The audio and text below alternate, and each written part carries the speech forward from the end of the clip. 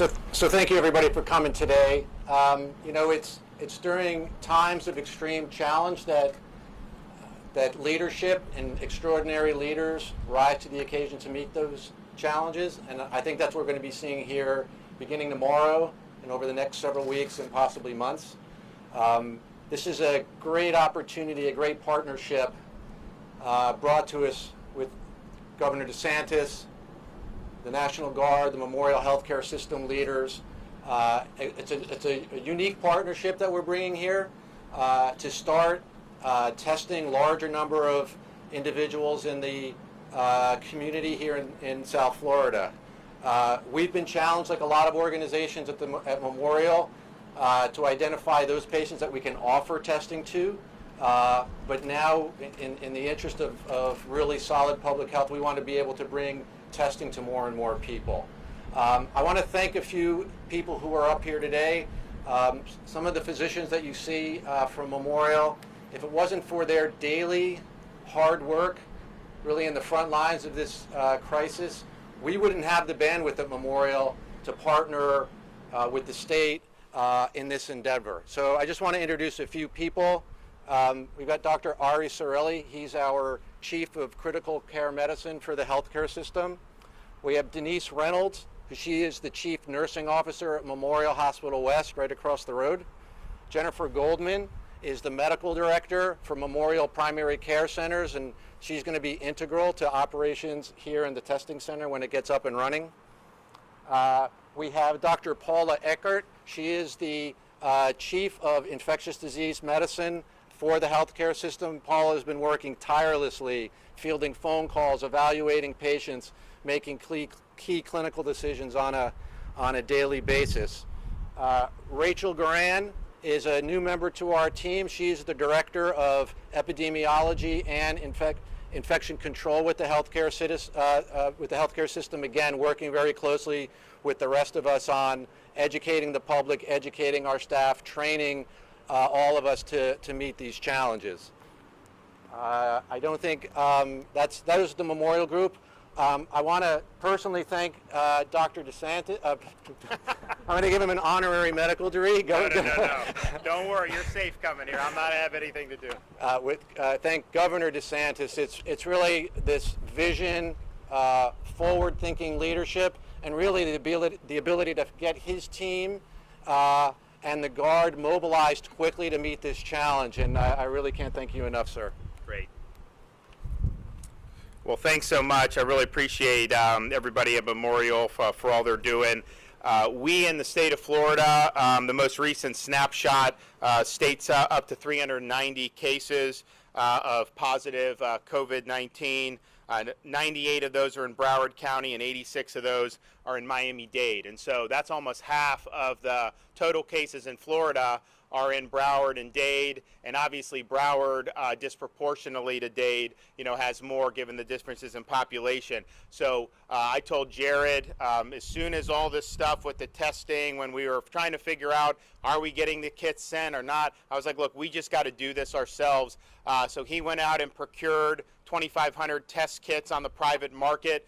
Those have been distributed across the state to hospitals, private labs, and the state county department of health offices.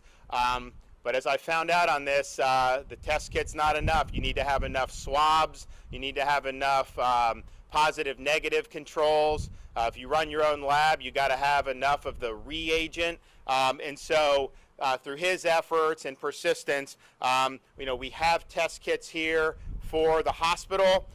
We have 4,000 collection swabs to start right here.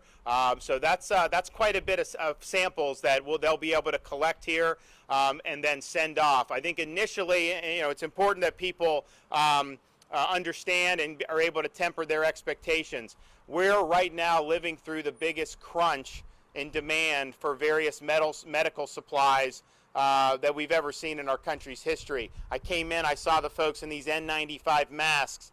I'm having dreams about N95 masks because it's like that's all people are talking about. They're talking about these swabs. Everybody really in the world is trying to procure this stuff. We are getting more in, and we're hopeful that we can get even more in at higher levels in the near future. But that's just the reality we have. And so what you're going to end up seeing here is initially when you come and get swabbed, they're going to save the samples, and then they're going to ship it to a private lab. And the lab's going to test it. It's not going to be done overnight. There's a national backlog. We think they're going to move to more higher throughput testing, so that potentially could speed it back up. But I just want people to understand the lay of the land here and the options. I think the great thing about the Memorial partnership is that they have their own CLIA certified lab. They're working on getting that ready. And so as this program gets going over the next couple days, hopefully what will end up happening is the people that get swabbed here, they'll just take the swabs, bring it right over to their lab at the hospital, run all the samples through. They'll probably be able to do several hundred a day, and then get people the results back quicker. Because I know people get tested and then they're waiting for the results. It's a very frustrating thing. When we first started this, we had to send everything to the Center for Disease Control in Atlanta, and it was taking a week to get the test results back. And people were understandably very frustrated about that. So this is a first step, and we just want people to understand expectations. The goal is that if this is successful, you can expand and then replicate this in other parts of the state. We right now have, the federal government has airdropped or delivered a full testing center supplies to Jacksonville, and they've done partial for Miami-Dade and Orlando. And so once we get those, that'll be the swabs, that'll be everything you need. You know, we're going to be looked to doing something in Miami-Dade County as well as Duval and Orange counties, and that obviously will be very helpful. It's important for folks to know that because the resources are still limited, this initially is going to focus on two main groups of people. Those who are healthcare workers, because if they test positive, then that could potentially sideline a lot of the people that they're working with. And so that's something that we're very, very concerned about. We want to make sure that they can get tested immediately. And then the other group that is going to be the focus will be those senior citizens, 65 and over, who are symptomatic of having coronavirus. So you need to bring your ID, and the people who will meet the test, the conditions are if you're 65 or older, if you're symptomatic, if you've been on a cruise or affected area, if you're immunocompromised. That's the group that's going to be the focus on to start.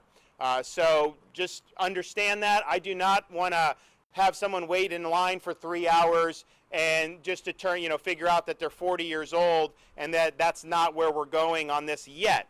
Now, my hope is as we get more supplies, we'll be able to expand the ranges for this drive-through testing, because I think one of the big issues that we're facing is we have a number of people who are probably very mildly symptomatic. Some hardly have any symptoms. In what extent are they carrying the virus and then transmitting the virus? And the only way to do that is to really cast a broader net on the testing. So that's the goal of where we'd like to be, as soon as possible. That's why we're ordering 500,000 swabs. That's why we're asking HHS to deliver us more swabs. That's why we're doing all this stuff, because we do think it's important. But tomorrow's opening is not going to be there yet. And the goal is to get there. Now, there's logistics about the park. This is drive-through only. It's not going to be able to assist pedestrians or bikers to enter. You just have to be in a vehicle, and just know that going in. There will likely be a line of people to get in, and so you'll be winding around this park.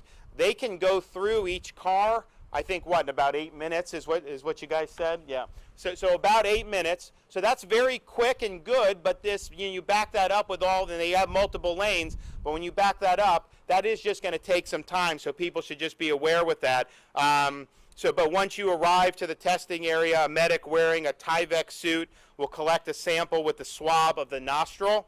Another service member will be responsible for scribbling the information from the patient's placard to the biohazard bag, and another will be responsible for collecting the sample and placing it in the bag. So that's the process that they're going to go through. They'll refrigerate the sample, and as I said, initially they're going to send it to a vendor because they have the testing capacity. Once the lab here locally is up and running, then they're going to hopefully just be able to send it through there on the same day. But we're not there yet on this. So I want to thank everyone who's been a part of this. I want to thank the Guard.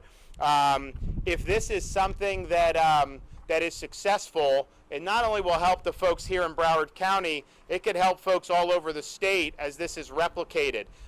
People have tried to do this throughout the country. It hasn't always worked. And so I think that they've done a good job of having a good system and then setting the expectation so people know this is one part of it.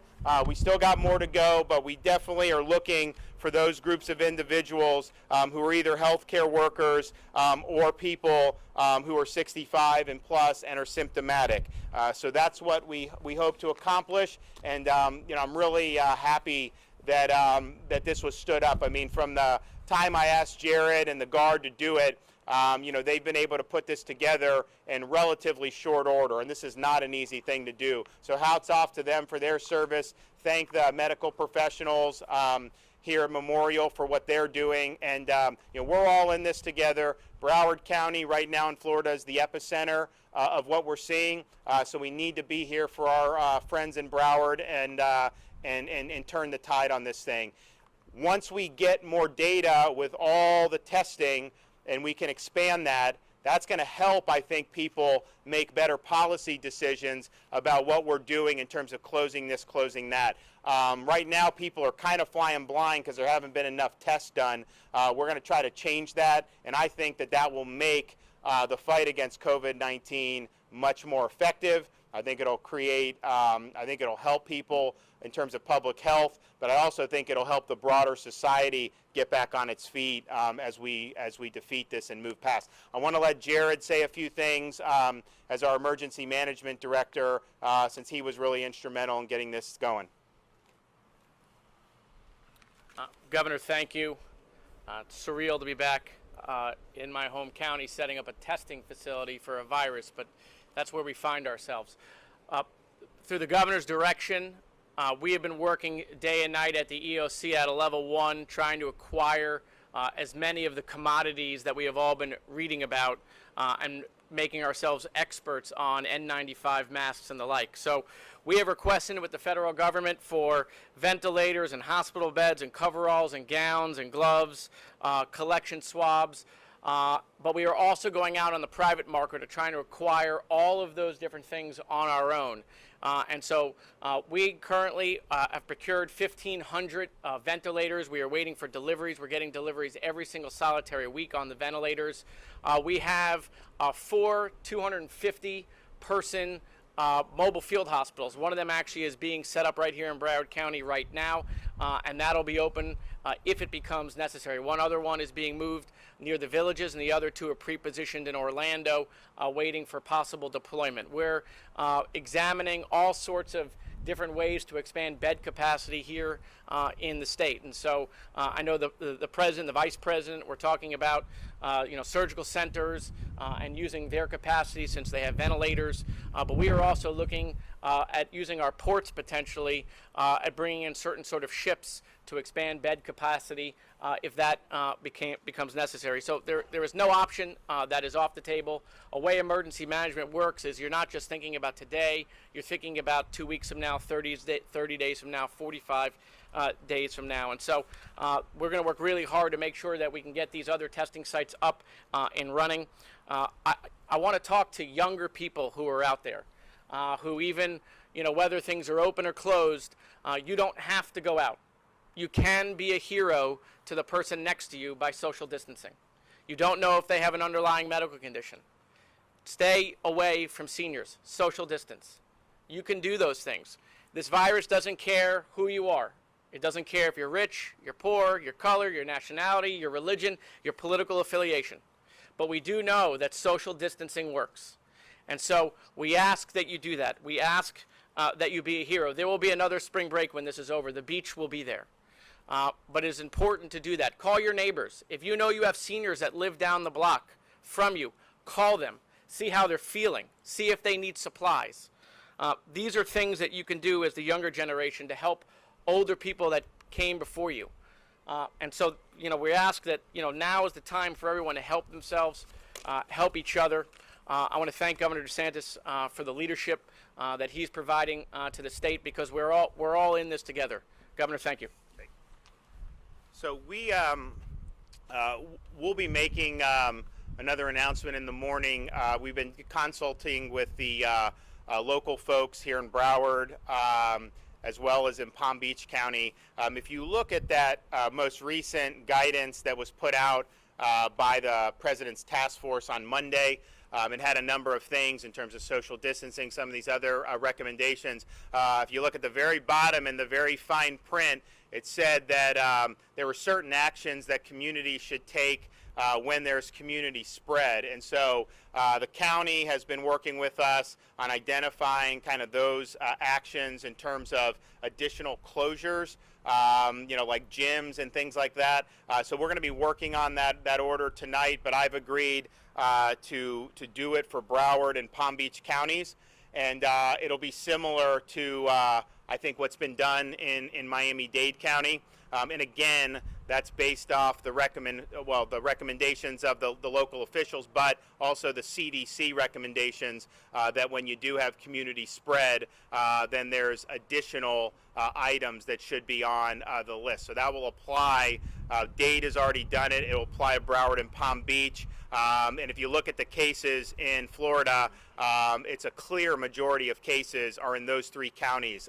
We have many counties that still don't have a single case, and we have even some large counties that are still in single digits. Now that may change as the testing expands, but nevertheless, I think Southeast Florida is the epicenter of what we're fighting in Florida, and so we want to work constructively with the local folks, and if that's something that's going to be beneficial and the CDC recommends it, then we're happy to help with that. And with that, I'll take a question or two, but I got to get back and run. About a week to get results. Yeah. Yep. Florida, one of those? Is that what you just described over Jacksonville? Yeah, exactly.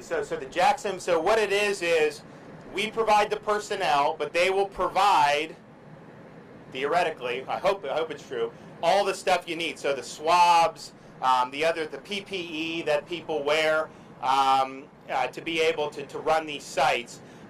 Jared is also working with some private vendors who may also be able to fill the void, because I think it's great to have Miami Center, Jacksonville, Orlando, but I'd like to see a lot more pop up around the state. Now we do have some private ones that have popped up. Some have been successful, some not as successful, but I think having this would be good. I'm willing to put more National Guard folks into the fight for those things. And then Jared has also procured a number of medical personnel, nurses and the like, a contract for their services. So we'll be able to bring in additional healthcare professionals as well to help staff that. And I think if the private lab capacity really goes up exponentially like we think is going to happen, or we're told is going to happen at the end of this week into the beginning of next, and as more of the Florida-based labs are able to process, even if they can only do 100 samples a day, we got probably 50 of them that if they're able to do that adds your numbers. Then you're in a situation where you're really testing enough to have a good idea exactly how this virus is reacting in the state of Florida. Governor, some of the casinos remain open. We get a lot of phone calls from workers who are non-tribal. What do you have to say to them who are concerned about going into the casinos and in returning back home to their families? Well, so I spoke with the chairman of the tribe this morning, and as you know, they're sovereign. They don't have to follow what the state of Florida decrees, but they did implement my directions regarding bars and restaurants voluntarily, and they've implemented a number of far-reaching social distancing measures for some of their other operations. They conveyed to me that the safety of their workforce is paramount to them, and that they will only operate if they can do so safely. And so that's, I take them at their word on that. But obviously, we want folks to heed the call with the social distancing. I think that's one of the most important things. And this is a virus that is it is invisible, it's contagious. But if you're 10 feet away from somebody, and you're protecting yourself, you're going to be fine. If you get in a group of people that are close by, then it becomes much more difficult to be able to guard against it. And so a lot of that is voluntary guidance and decisions that some of these decisions by the governments can kind of inform. But ultimately, I think it's up to people to make those key decisions so that a couple weeks from now, we can say that this thing hasn't taken off like we feared, and then we can really, I think, hopefully get things going in a better direction in terms of the economy. Let me just say this, too, about the economy. We were in a situation in this state. In fact, the unemployment numbers that hit my desk on Monday, now they didn't reflect the fallout from the previous week with the virus, but the unemployment numbers in Florida were 2.8%. The state was rocking and rolling. We had a lot of people doing very well, a lot of people wanting to come down here, partially because it's a great state, but partially because there was economic opportunity. This virus has been really an external shock on the economy. There's going to be a lot of our friends and neighbors who, through no fault of their own, maybe they get furloughed, maybe they get completely let go, and they're going to need some assistance, particularly some of our lower wage workers who work paycheck to paycheck. So what I'm doing, one, we're going to turn on and seek whatever types of financial assistance we can for displaced workers, and we are also turning on as much aid to small businesses as possible. Some of these small businesses were doing well, but if you just totally take everything away from them, they don't have unlimited cash on hand. And so that crunch happens very quickly.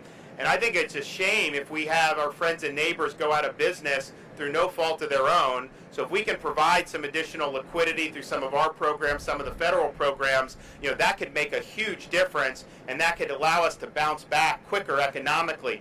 Jared and I are going to be seeking the disaster unemployment assistance through FEMA, which is beneficial. And then I've instructed my folks at the Department of Economic Opportunity to cut through all the red tape, waive any restrictions about you got to apply for this many jobs. Normally those are good because you want people to seek work first, but in this case with the shock to the system, we want to be there and be helpful to those individuals. And so I've told them to do all they can in that respect, and that's going to be important because if we're able to slow the virus's spread here in Florida, and we can minimize some of the economic harm in the meantime, it will make it easier for us to roar back. I think the fundamentals were great for this state, and I think they can still be, but we can't have people just totally thrown out with nowhere to go, and so that's going to be a big concern of mine.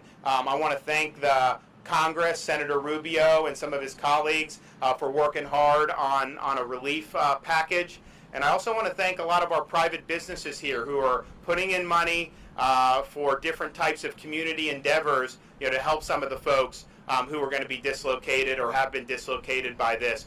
We, because of our status as a place where people would go to Disney or go to all these places, a lot of that is closed now. And so it's going to really, really hit a lot of folks very hard.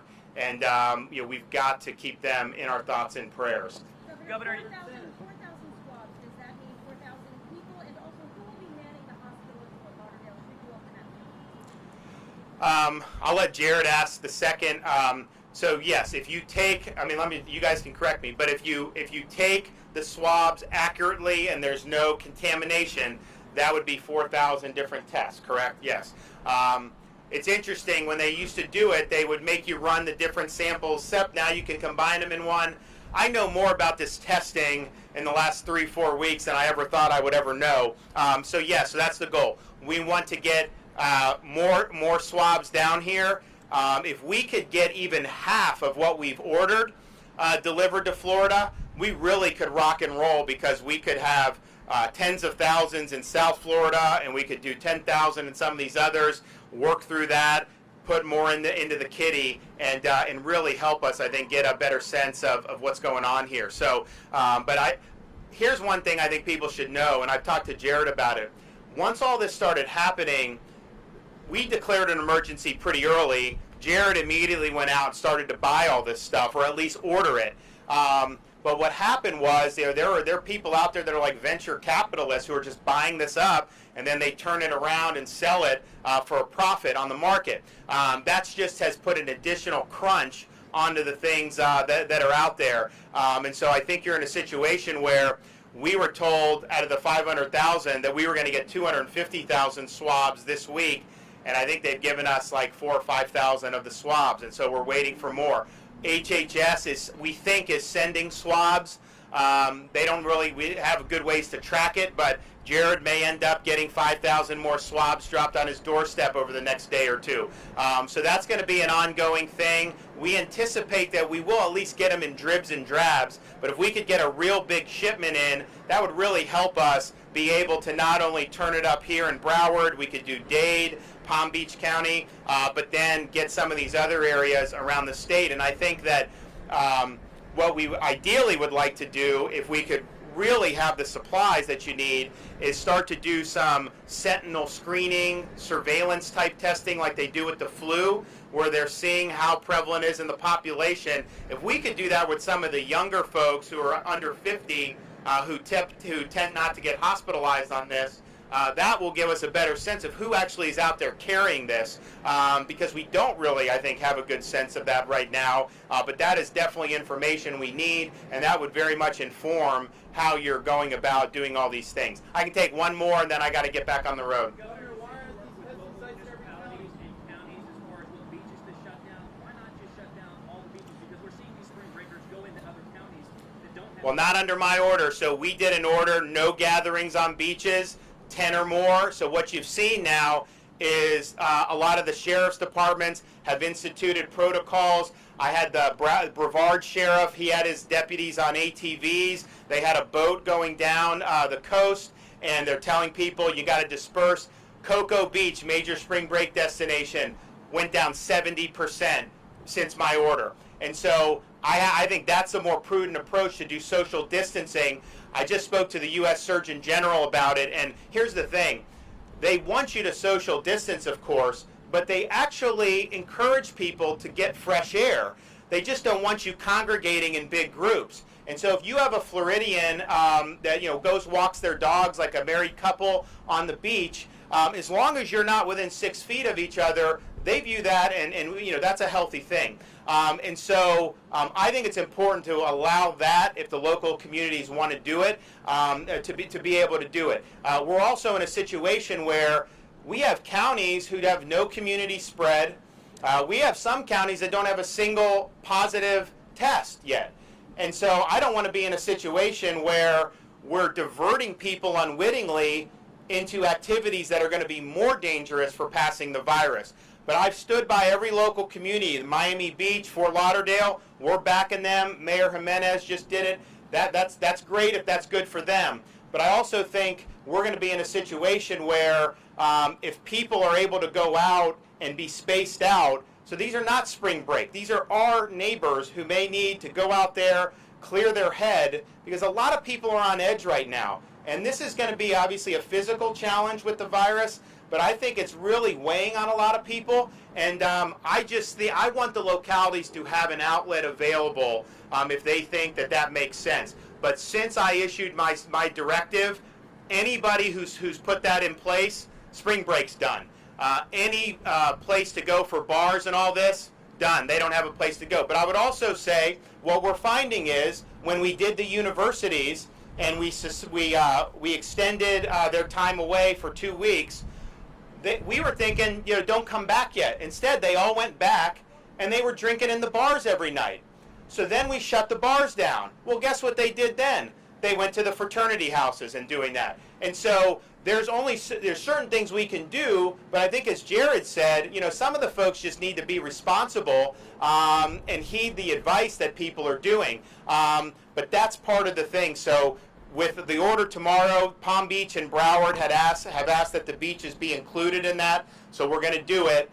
The rest are required to do social distancing, and I can tell you that has been effective where it has been implemented. So we're going to ask the Sheriff of Brevard to put out the best practices for the communities on that. And then this way they can figure out and monitor how things are going, and they can make decisions if they want to be more stringent. Of course you can be more stringent. But I think when people put out some of these pictures that were at the beginning of the weekend when CDC's guidance said 250 people is fine, time changed radically in 72 hours, and so we've responded. A lot of local communities have responded, and so I think that's a prudent approach, and it also recognizes that our state is vast, it's very diverse.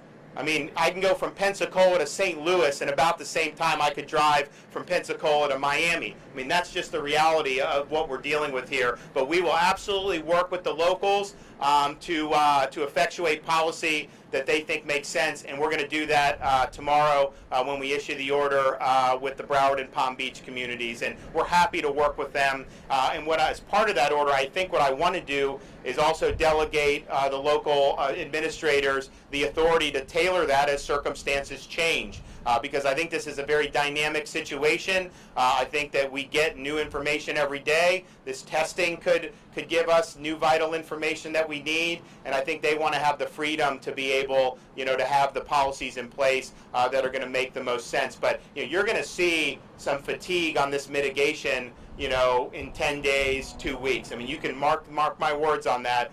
So I think our policies tried to be, let's do the social distancing in ways that will effectively halt the spread of the virus, but are also sustainable if this ends up going, many weeks and many months. I hope it doesn't, but I think we got to prepare for that. Thanks, everybody.